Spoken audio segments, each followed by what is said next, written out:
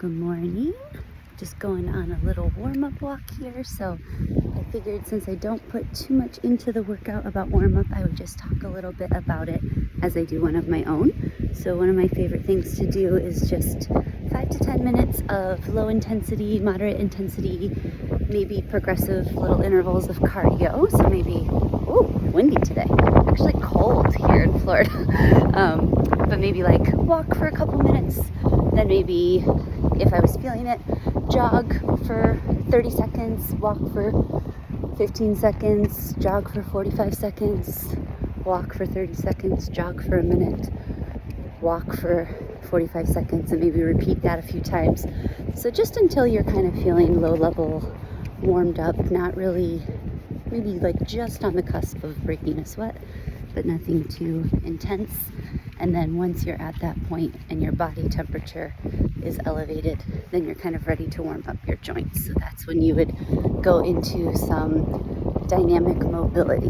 So that might be kind of what you think of as stretches. But when I say dynamic, I mean keeping it moving. So for example, instead of getting into something like a low lunge and holding it, that would be a static stretch. You would want to kind of move in and out of it in a fluid way. So I'll show you the difference real quick.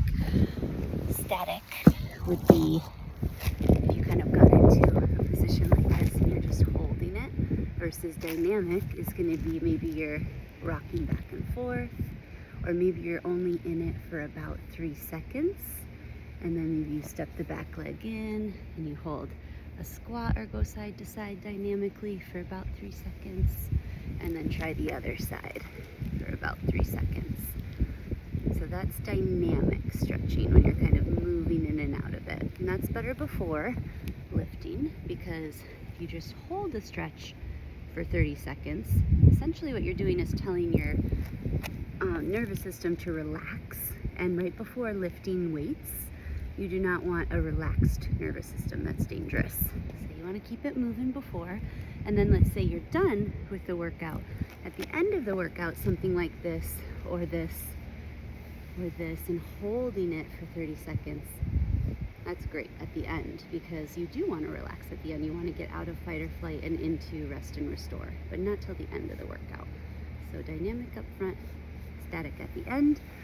And then, like I said, even before the dynamic, some kind of moderate cardio, just to get your body temperature up a little bit. And honestly, I find it's really helpful just to kind of transition into workout mode psychologically as well. So maybe before you're doing a million things at work, or you're taking care of your child, or something comes up with a family member, just having that 10 to 15 minutes to kind of get into your body, feel your blood start to flow, maybe take a look at what is on the plan for the day and what moves you're going to be doing, is just really, really helpful for getting into the workout. Doesn't take very long, but I promise makes all the difference.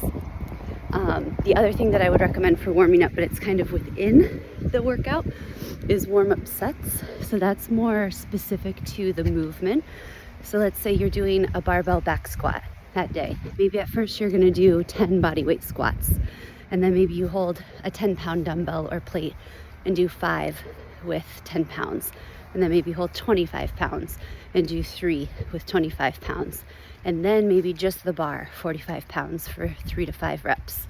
Then start adding on the weights, and those all count. Of course, your body's getting the message like, okay, we're squatting, this is how we're squatting, this is warming up that movement pattern, but you're still warming up until you get to that kind of 6 out of 10 on the RPE, rate of perceived effort or exertion scale.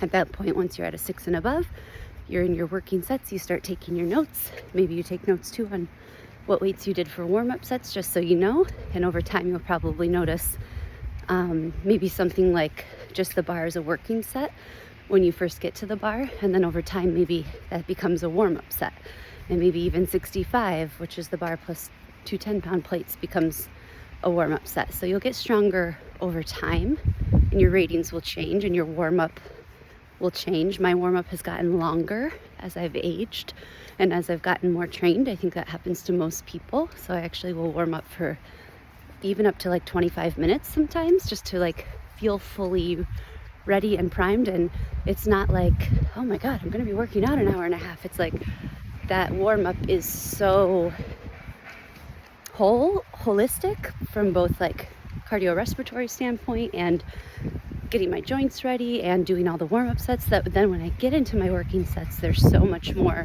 smooth and efficient that I can knock them out more quickly, if that makes sense. So don't skip your warm out, excuse me. Got a little allergy stuff going on today. Don't skip your warm up, super important.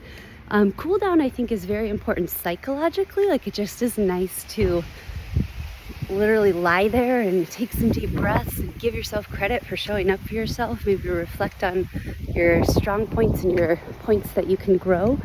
But the research on actual, like, this is necessary to be safe and effective and get better over time is not as much there, just so you know. So if you are ever like, I finished that last lift and I just gotta run and pick up my kid or get back to work or take a shower or whatever it is, that's actually okay. I don't think it'll do you any favors with your flexibility long term, but it's okay. Versus like the warm-up, never ever skip the warm-up. It is not a good idea. You will get injured or just have kind of a crappy lift.